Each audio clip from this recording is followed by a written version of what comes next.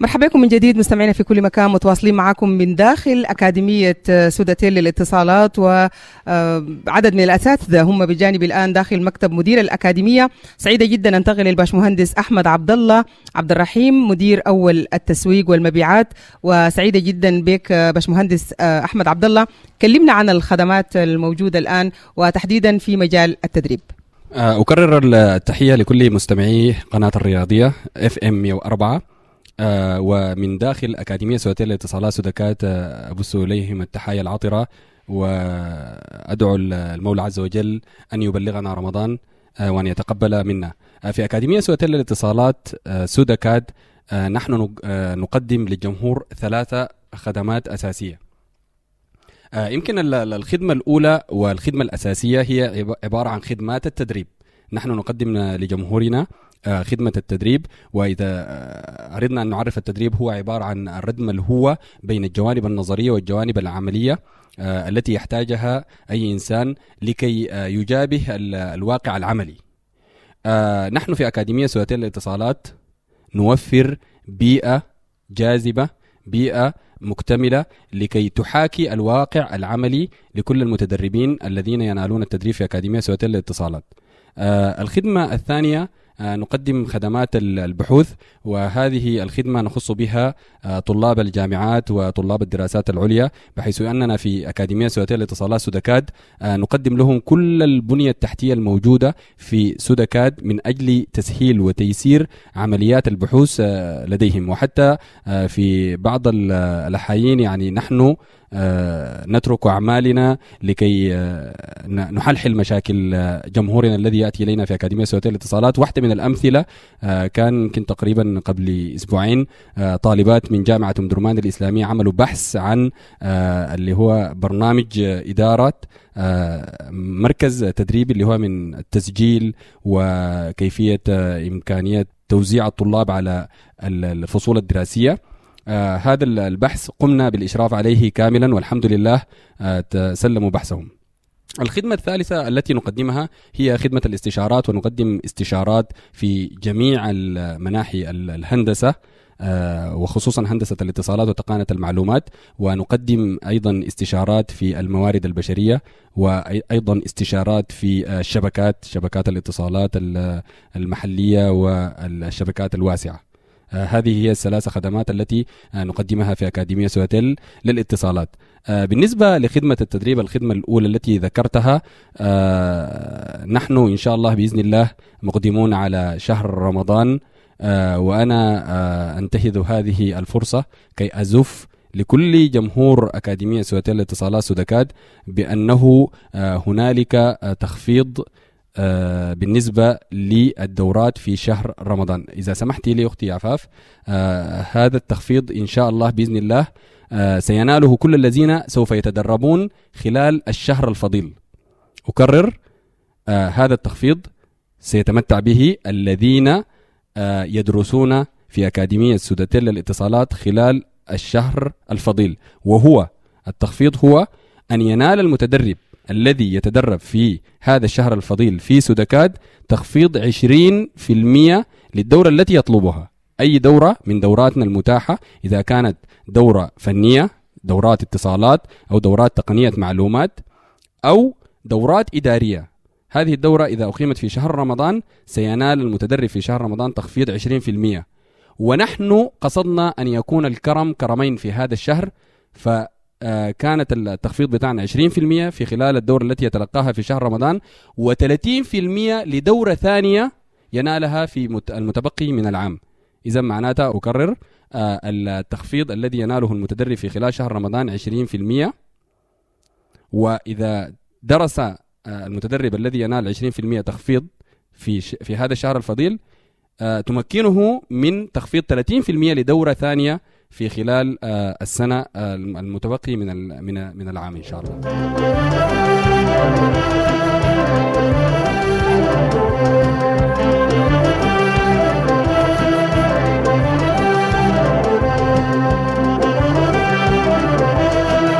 بالتأكيد دي بشريات جميلة لكل مستمعي الإذاعة الرياضية FM 104 ولكل الباحثين عن التدريب في أكاديمية سوداتيل. نحن سعيدين بك جدا باشمهندس أحمد عبد الله عبد الرحيم. ويمكن سؤالي في هل الخدمات تقدم فقط للطلاب الشباب أو هنالك شرائح أخرى مستهدفة، يعني مثلا العاملين بالمؤسسات سواء كانت مؤسسات خاصة أو مؤسسات تابعة للدولة؟ نعم، خدماتنا في أكاديمية سوداتيل للاتصالات نقدمها لكل قطاعات الشعب السوداني.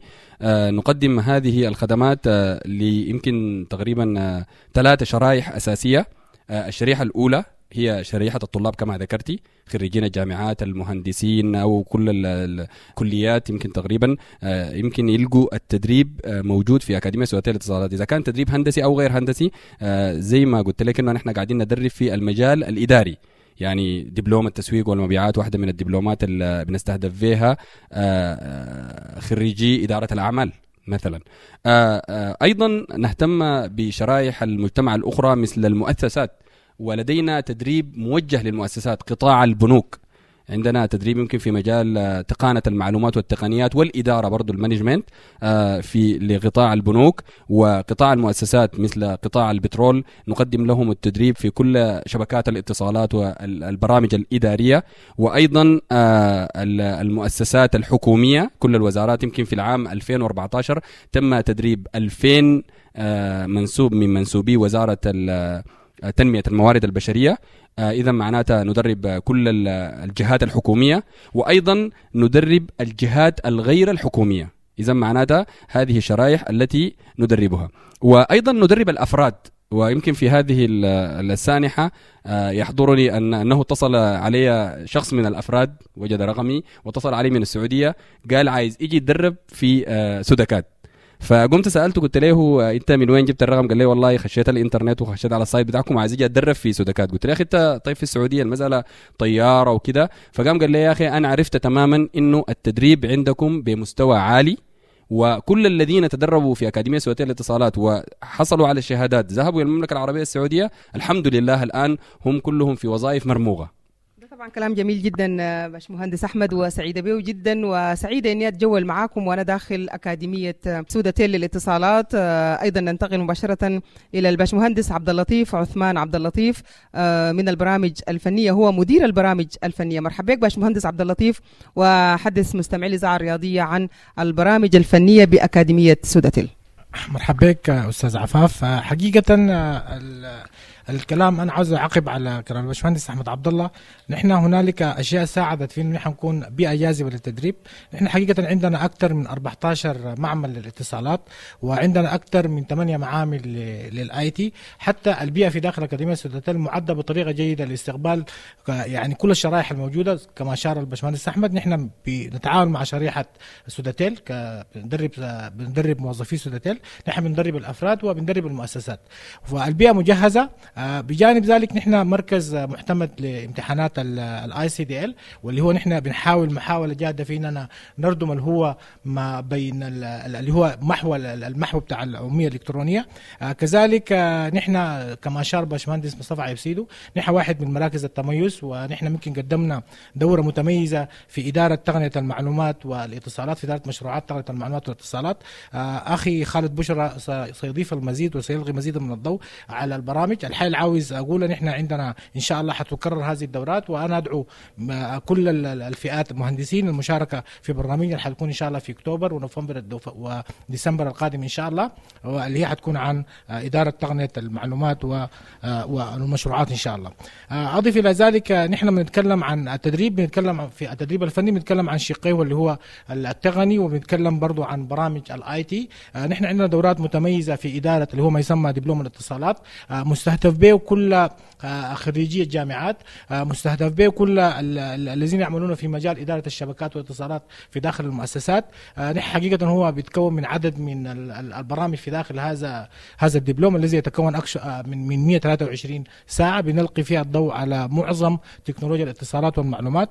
إضافة إلى ذلك عندنا دورات متخصصة في تقنية المعلومات، وعندنا في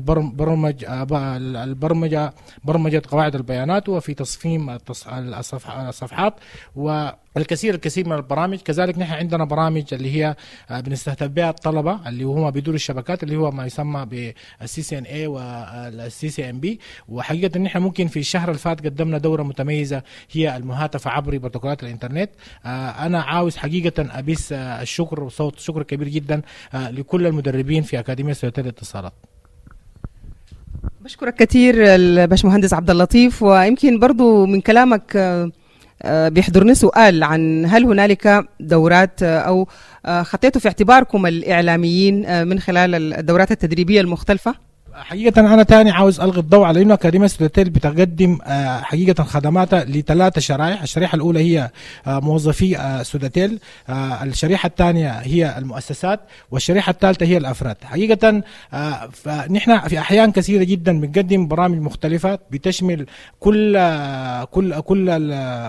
قطاعات المجتمع. أخي خالد بشرى قد يضفي المزيد من البرامج التي تقدم في مجال الإعلام، لأنه هي بتقع حقيقة تحت الإدارة بتاعت البرامج الإدارية. لكن برضو في حاجة نحن بنعملها قد نتميزها بالآخرين. أنت يعني بالذات بالنسبة للمؤسسات نحن نستطيع أن نرسم لعملائنا النجاح زي ما قلنا قبل شوية. الكلام ده بيكون بواسطة إنه نحن نقدر نتعامل مع احتياجات هذه المؤسسة وتحويلها إلى برامج تدريبية تقابل الحوجة الفعلية. عشان كده نحن بنعتبر شركاء للنجاح. نحن نسعى جادين في إنه كل المؤسسات المتحدة لأكاديمية سوداتيل تتلقى الجرعة التدريبية حسب الستاندر الموجوده وحسب الجوده العاليه عندنا في اكاديميه سوداتيل للاتصالات. فعشان كده نحن حقيقه بنقابل كل احتياجات المجتمع، وزي ما قلت نحن قادرين على انه نحن نصنع ناخذ النيس بتاعت الشركات والمؤسسات ونحولها الى دورات تدريبيه لتقابل الحوجه التدريبيه في داخل هذه المؤسسات. شكرا لك كثير باشمهندس عبد اللطيف عثمان عبد اللطيف، مدير البرامج الفنيه.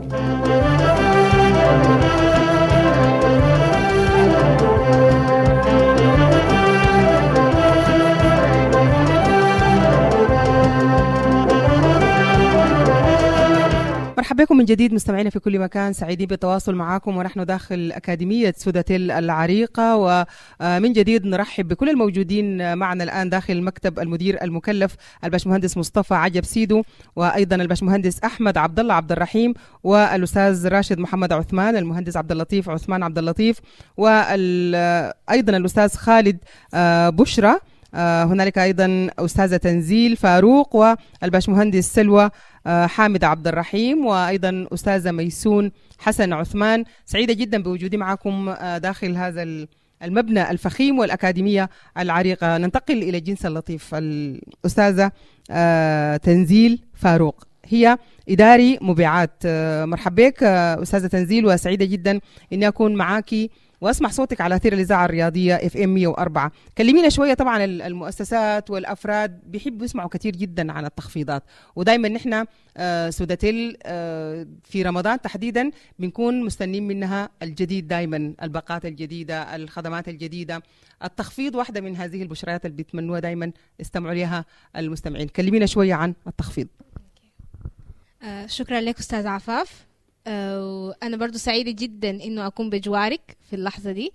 وبالنسبة للتخفيضات للمؤسسات بالعرض بتاع الكرم كرمين اللي قال في الأول سبقني به باشمهندس أحمد عبد الله، بالنسبة للمؤسسات تحديدا في تخفيضات خاصة للمؤسسات وعروض للمجموعات التابعة للمؤسسات بكل الشقوق بتاعت المؤسسات. إذا كان مؤسسات بالذات في عروض للمؤسسات في البرامج الإدارية تحديدا عندنا عروض خاصة في التخفيضات، زائدا اللي هو في التخفيضات بتاعت الأفراد زي ما ذكر باشمهندس أحمد عبد الله اللي هي 20% داخل شهر رمضان إن شاء الله. وبالنسبة لأنه بعد شهر رمضان تخفيضات 30% للمؤسسات في تخفيضات خاصة حتكون مفاجآت لكل المؤسسات. تمام. وتحية من هنا بدعو كل المؤسسات إنه يجوا يزوروا أكاديمية سودكات عشان يشوفوا الإمكانيات المتاحة الممكن إن شاء الله إحنا نعينهم بها في تدريب كوادرهم إن شاء الله. طبعا دي بشريات جميلة جدا أستاذة تنزيل، وكل المؤسسات هي حتكون عايزة تعرف نوع التخفيض الكبير ده ونوع المفاجآت اللي حتكون إن شاء الله في شهر رمضان. هل الإذاعة الرياضية الحق الحصري في إنها تعرف قيمة التخفيض ولا نعتبره سر؟ لا ما يصير. اوكي استاذ عفاف، التخفيضات للمؤسسات تحديدا لمجموعات المؤسسات ممكن تصل ل 40% ان شاء الله.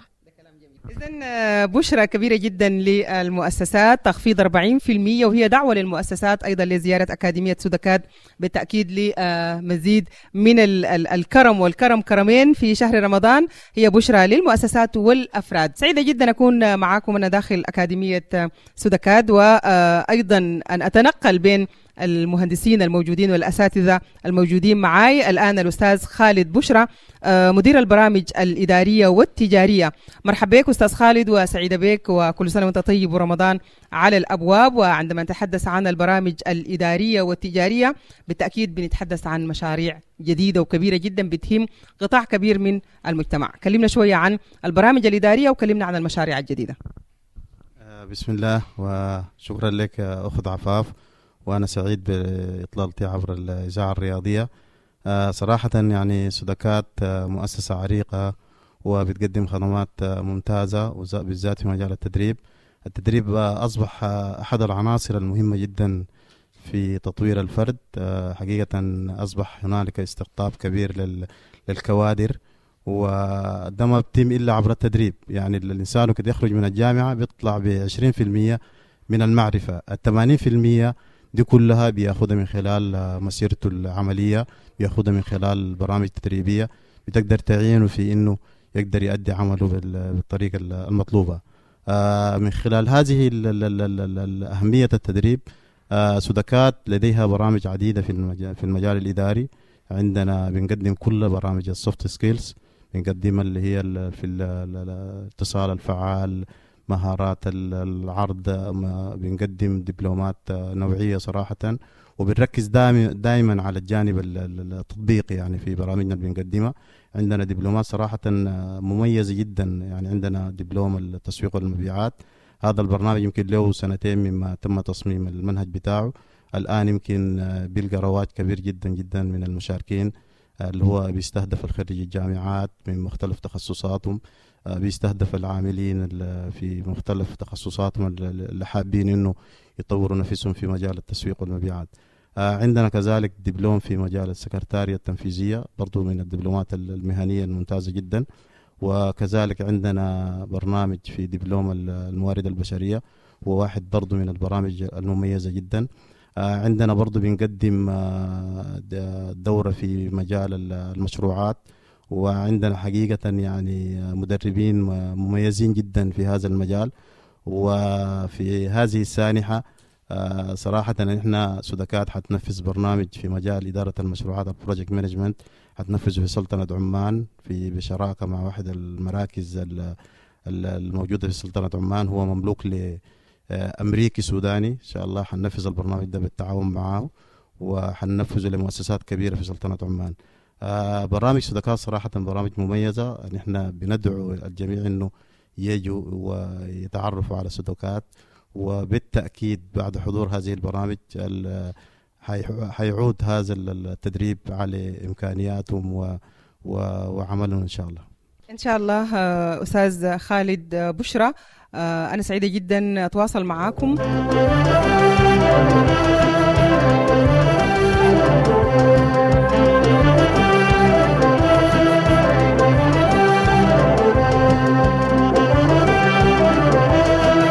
بشكرك كثير الأستاذ خالد بشرى، وبالتأكيد مشاريع جديدة وبرامج إدارية مختلفة وشهادات. يمكن الهم اللي بيكون دايما لأي متقدم لدورة تدريبية سواء كان طالب أو سواء كان موظف، أول حاجة بقول لك الشهادة دي معتمدة. فكلمنا شوية عن الشهادات، عن الدبلومات اللي انت تكلمت عنها، وهل هي معتمدة الواحد يمشي بقلب قوي يقدم بها في أي مؤسسة أو في أي مكان؟ صراحة نحن في ضمن خطتنا الخمسية عندنا مركزين على إنه التدريب التقليدي ننتقل إلى التدريب الإلكتروني. والتدريب الإلكتروني واحدة من المشاريع المهمة جدا. إن شاء الله نحن حنخش خلال العام ده في نهاية الربع الأخير من العام 2015 حنطبق برنامج أو مشروع التعليم الإلكتروني. الحقيقة لأنه زي ما ذكرنا إنه التدريب أصبح مهم، وأصبح واحدة من الأشياء الضرورية والمهمة جدا لأي إنسان يتطلع أنه يلقى وظيفة مرموقة في مؤسسة كبيرة فلا بد له من التدريب. ولذلك إن شاء الله نحن نطبق مشروع التعليم الإلكتروني. في البداية المرحلة الأولى إن شاء الله هيكون لموظفي سوداتيل في مرحلة البايلوت بروجكت، هيطبق على موظفي سوداتيل. بعد إن شاء الله نحن حنتيحه لكل الإخوة في سوداننا الحبيب إن شاء الله، وللطلبة الجامعات وللخريجين إن شاء الله حيكون عندهم يعني إمكانية في إنه يعملوا أكسس من خلال الإنترنت. الواحد في أي مكان، في بيته، في مكتبه، في أي موقع من المواقع يستطيع إنه يعمل أكسس على الموقع بتاعنا ويخش ويحضر الدورة التدريبية بتاعته ويجي ياخذ الشهادة بتاعته من عندنا في سوداكات، وشهادته بالتأكيد حتكون معتمدة بإذن الله تعالى. كذلك واحدة من مشاريعنا اللي احنا بنهدف إننا نطبقها في سوداكات، وهي واحدة من خطتنا الخمسية في سوداكات، إنه سوداكات تكون مركز للشهادات المهنية. طبعا زي ما عارفين إنه الشهادات المهنية أصبحت واحدة من الأدوات المهمة جدا جدا في تطوير الفرد، وفي في في أصبحت هي مهمة خالص يعني. وفي ظل الاستقطاب بتاع الكوادر وكذا أصبحت الشهادات المهنية جانب مهم جدا. يعني احنا الآن لدينا مركز الICDL اللي هو خاص بقيادة الحاسوب. الآن يستطيع الفرد يحضر الدورة في سوداكات وينال الشهادة، وهي شهادة دولية بتستخرج من سوداكات. يعني احنا ان شاء الله سوداكات العام المقبل ان شاء الله حتكون واحدة من مراكز المهمة جدا اللي بتمنح الشهادات المهنية في مجالات مختلفة صراحة. في الITIL ناويين انه ندخل بها في عام 2016. ناويين كذلك بعض الشهادات الناس الواحد بيضطر انه يمشي يمتحن لها برا خارج السودان، بتكلفوا تذاكر سفر، بتكلفوا مصاريف. ان شاء الله نحن بنحاول نوطينا في زكاة CCNA CCNB رغم انها هي شهادات امريكيه. نحن كان عندنا مساعي حسيسه انه تكون هنا في سوداكات ان شاء الله باذن الله تعالى. إن شاء الله. أنا بشكرك كثير جدا الأستاذ خالد بشرى، مدير البرامج الإدارية والتجارية بأكاديمية سوداتيل. نحن بنتواصل معكم وداخل مكتب المدير المكلف مع أسرة أكاديمية سوداكات. سعيدة جدا أن ننتقل إلى أيضا محور آخر، يعني عندما نتحدث عن مؤسسة عريقة كمؤسسة سوداتيل وشركة الاتصالات سوداتيل، بنتكلم بالتأكيد عن محاور كثيرة جدا في المجتمع السوداني، عن ثقافة وعن رياضة، وبنتحدث عن دعم الشرائح الضعيفة، وبنتحدث عن مسؤولية مجتمعية. وعندما نتحدث عن مسؤولية مجتمعية بالتأكيد هنالك الأستاذ راشد محمد عثمان مدير الاتصالات والتسويق. حدثنا أستاذ راشد عن دور المسؤولية الاجتماعية في أكاديمية سوداكات.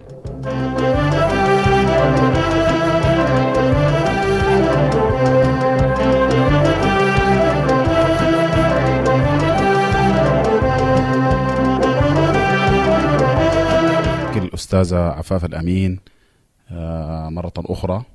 وإذا مسكنا المسؤولية المجتمعية في سوداكات بنجد أن المسؤولية المجتمعية في سوداكات هي اهتدت بالمؤسسة الأم سوداتيل، ومن خلال هذه النافذة نحن نحيي الباشمهندس طارق حمزة زين العابدين الذي ظل يدعم سوداكات دعما غير محدود في توفير البيئة أو البنية التحتية للأكاديمية.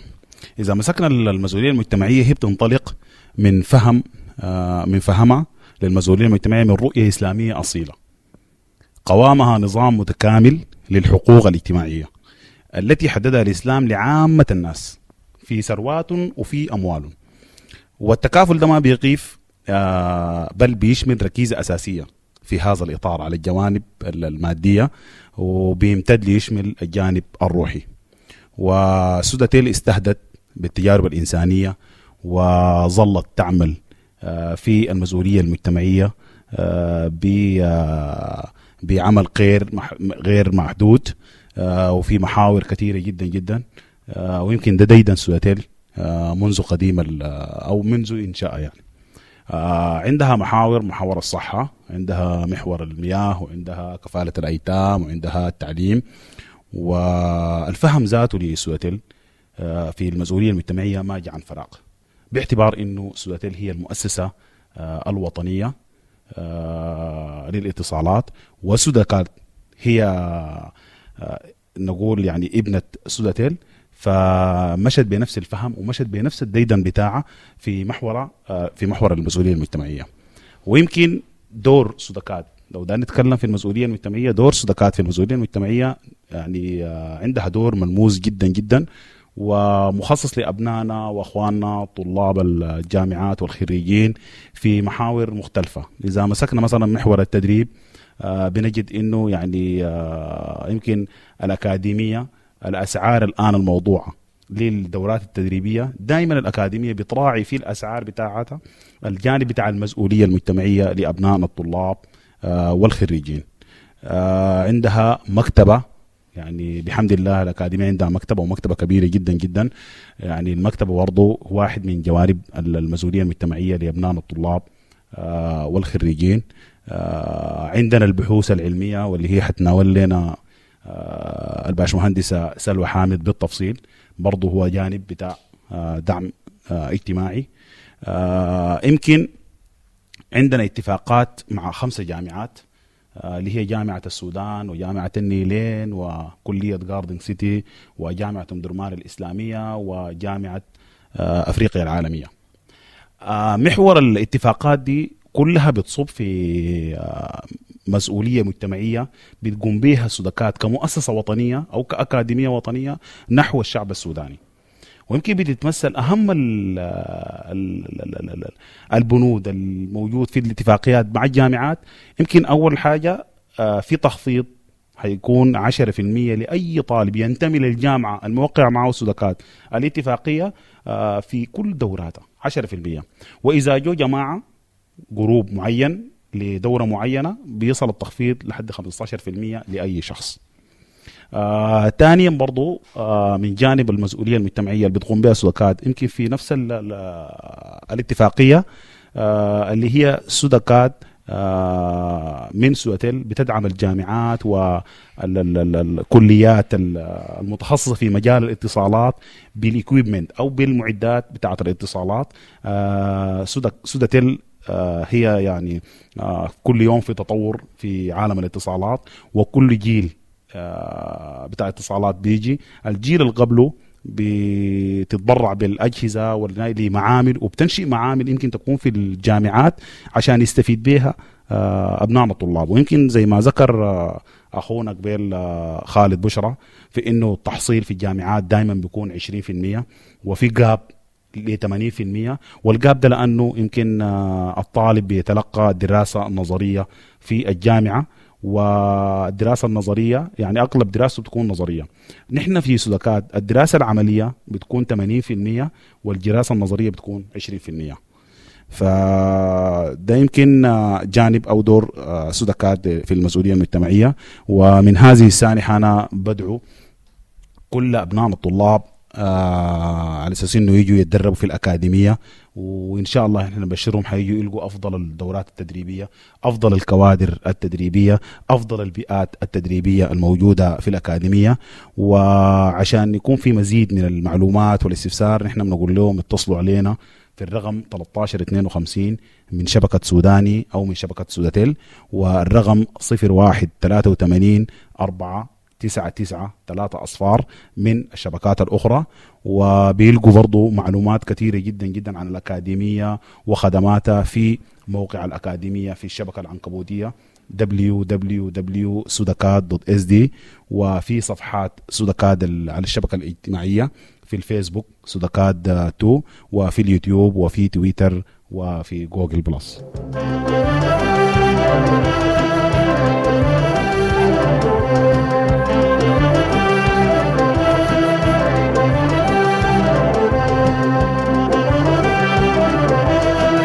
بنتواصل معكم مستمعينا في كل مكان ونحن داخل أكاديمية سودكات للاتصالات ومع أسرة الأكاديمية. سعيدة جدا أيضا أعود مرة أخرى إلى الجنس اللطيف والباشمهندس سلوى حامد عبد الرحمن مدير الاستشارات والبحوث. مرحبا كثير باشمهندس سلوى، وسعيدة جدا أنك تكوني معنا على أثير الإذاعة الرياضية FM 104. وبالتأكيد عندما نتحدث عن مدير استشارات هذا يعني مسؤولية كبيرة جدا عليك باشمهندس سلوى. مرحبا بك. أحييك أختي عفاف مرة أخرى، وأهني مستمعي الإذاعة الرياضية FM 104 والشعب السوداني بحلول شهر رمضان أعاده الله علينا وعليكم باليمن والبركات.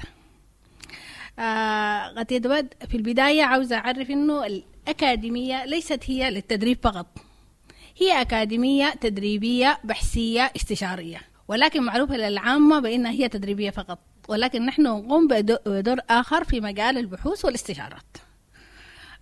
أبدأ بالبحوث. البحوث هي في إطار اتفاقية الجامعات وضعنا بند لأننا ننفذ اتفاقية هنا بحوث مشتركة يقوم بتنفيذها طلبة البكالوريوس أو الماجستير أو الدكتوراه. واللي بيساعد على كده إنه نحن أساسا سوداتيل في أي أنظمة بدخلها جديدة في الشركة بتكون عندها بايلوت بروجكت في الأكاديمية، معامل في الأكاديمية.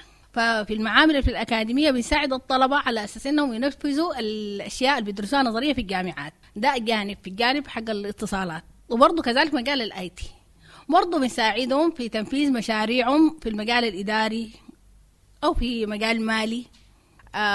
بنرجع في مجال البحوث والبحوث العلمية. هناك جانب آخر وهو مجال الاستشارات، وده ما معروف للناس خالص إنه نحن بننفذ استشارات وقمنا باستشارات كثيرة جدا جدا في كل المجالات. إذن ده كلام جميل جدا. الباشمهندسة سلوى حامد عبد الرحمن مدير الاستشارات والبحوث، يعني أنت ركزتي على أنه الأكاديمية دورة ليس فقط في الدورات التدريبية، ولكن هنالك استشارات في مجالات مختلفة. يمكن أنت ذكرتي وعددتي كثير جدا من هذه المجالات. أنا سعيدة جدا يكون معي أيضا جنس اللطيف في أكاديمية سودكاد. سعيدة جدا تكون معي أستاذة ميسون حسن عثمان، هي إدارة تقييم الدورات اللي بتكون داخل الأكاديمية. مرحبا بك أستاذة ميسون، وحدثينا عن تقييم الدورات. يعني أنت بعد نهاية الدورة كيف بتضعي الدرجات أو كيف تقيمي الدورة، سواء كانت دورة ناجحة أو دورة فيها بعض السلبيات؟ بسم الله الرحمن الرحيم. مرحبا بك معي مرة تانية أستاذ عفاف. برحب بمستمعي الرياضية FM 104. نحن في قسم التقييم بنهتم جدا بالجودة، بما إنه إحنا من أفضل 6 مراكز في المنطقة العربية. فما المهم إنه نصل للمرحلة دي؟ المهم كيف نحافظ على وجودنا في المراكز المتقدمة. إحنا في قسم التقييم حريصين جدا جدا على جودة الدورات اللي بتقدمها أكاديمية سوداكات. عندنا فورم بيتقدم لكل متدرب جاء أخذ عندنا هنا دورة في أكاديمية سوداكات. حريصين جدا إنه نحلل الدورة، نشوف القصور وين، نشوف السلبيات وين، نشوف الإيجابيات وين، والغرض الأول والأخير الجودة والتطوير. ده كلام جميل أستاذة ميسون.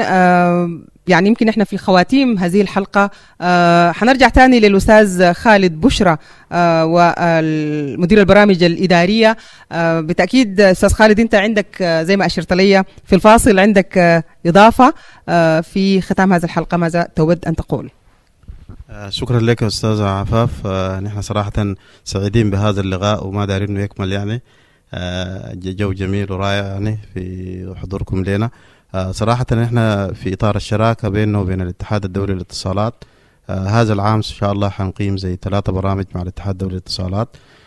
حيكون في برنامج في البروجكت مانجمنت فور ICT، وحيكون في برنامج ده حيكون في أكتوبر إن شاء الله الدورة دي، ودي دعوة عامة لكل المستمعين وكل المؤسسات.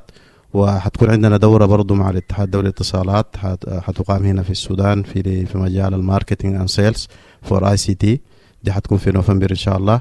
وحتكون عندنا دورة ثالثة دي حتكون في ديسمبر في الكلاود كومبيوتينج، دي حتكون إن شاء الله برضو مع الاتحاد الدولي للاتصالات. شراكتنا صراحة مع الاتحاد الدولي للاتصالات جاءت بعد تمحيص يعني، وتم اختيارنا ضمن 44 مركز قدموا يعني انهم يكونوا تحت لواء الاتحاد الدولي للاتصالات. نحن تم اختيارنا ضمن 6 مراكز في المنطقة العربية زي ما ذكر قبل اخونا الباشمهندس مصطفى عجب سيدو. شكرا لك. شكرا كثير الأستاذ خالد بشرى، وسعيدة جدا بهذه الإضافة. وزي ما قلت لكم في بداية الحلقة أنا بين أسرة أكاديمية سودكاد، سعيدة جدا بين أسرة الأكاديمية. كان معنا في أول الحلقة الباشمهندس مصطفى عجب سيدو، مدير أول قسم التدريب والشؤون الإدارية ومدير الأكاديمية المكلف، وأيضا معنا الباشمهندس أحمد عبد الرحيم مدير أول التسويق والمبيعات، أيضا الأستاذ راشد محمد عثمان مدير اتصالات التسويق، والمهندس عبد اللطيف مدير البرامج الفنية، الأستاذ خالد بشرى مدير البرامج الإدارية، وأيضا الأستاذة تنزيل فاروق هي إداري مبيعات، وأيضا الباشمهندس سلوى حامد عبد الرحمن مدير الاستشارات والتقييم، والأستاذة ميسون حسن عثمان إداري تقييم الدورات. أنا سعيدة جدا كنت بين أسرة أكاديمية سودكاد.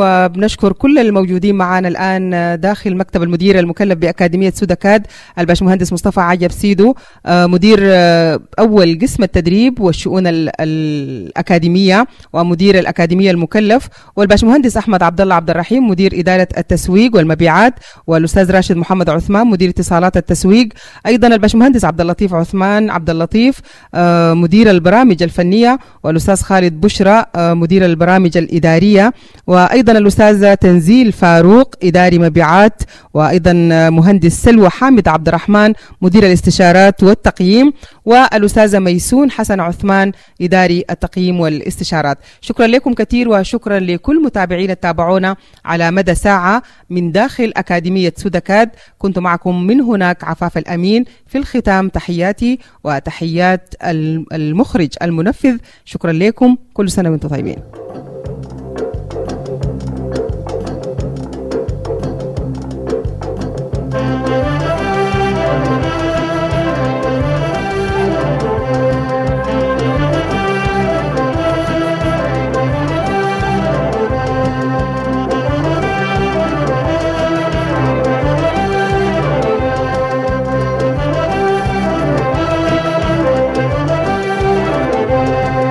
السوداني أنا السوداني أنا السوداني أنا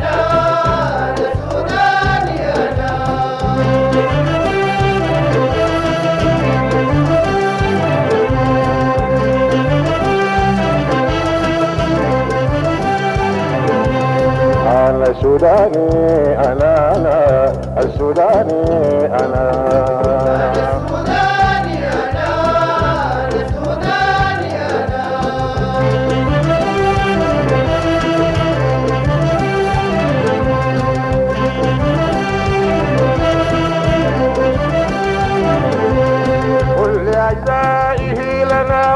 إذ نباهي ونفتتن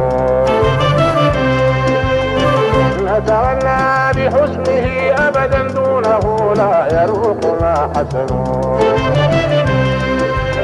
حيث كنا حدت بنادك رملها الشوق كلنا فداء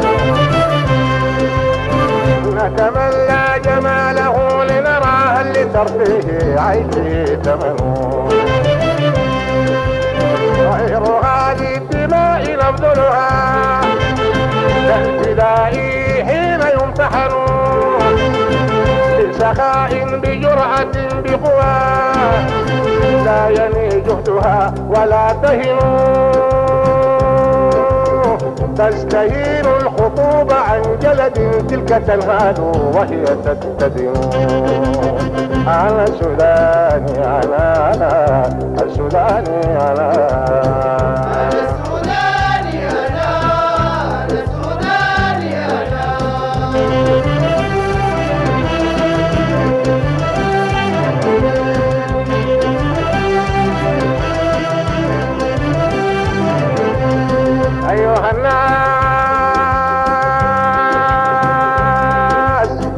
أيها الناس نحن من نفر عمرنا القاع حيثما قطروا يذكر المجد كلما ذكروا وهو يعتز حين يقترن حكموا العدل في الورى زمننا ترى هل يعود ذا الزمن ردد الدهر حسن سيرتهم ما بها حفظة ولا درن نزحوا لا ليظلموا أحدا لا ولا لاضطهاد من أمنوا وكثيرون في صدورهم تتنزل أحقاد والإحن لوحة العرب أصلها كرم وإلى العرب تنسب الفطن أيغم الدهر بينهم فتنا ولكم أفنت الورى الفتن على السودان السودان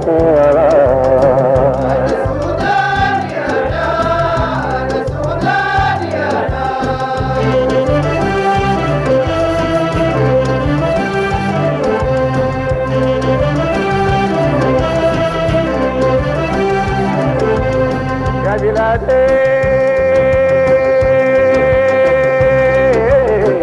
يا بلادي بلادي يا بلادي يا بلادي بلادي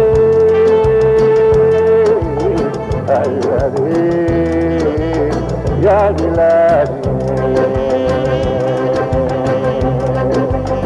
يا بلادا حوت مآثرنا كالفرادس فيضها من الهون فجر النيل في أماطحها يكفل العيش وهي تحتضن رقصت تلكم الرياض له وتتند غصونها اللدن وتغنى هزالها فرحا كعشوق حداد الشجن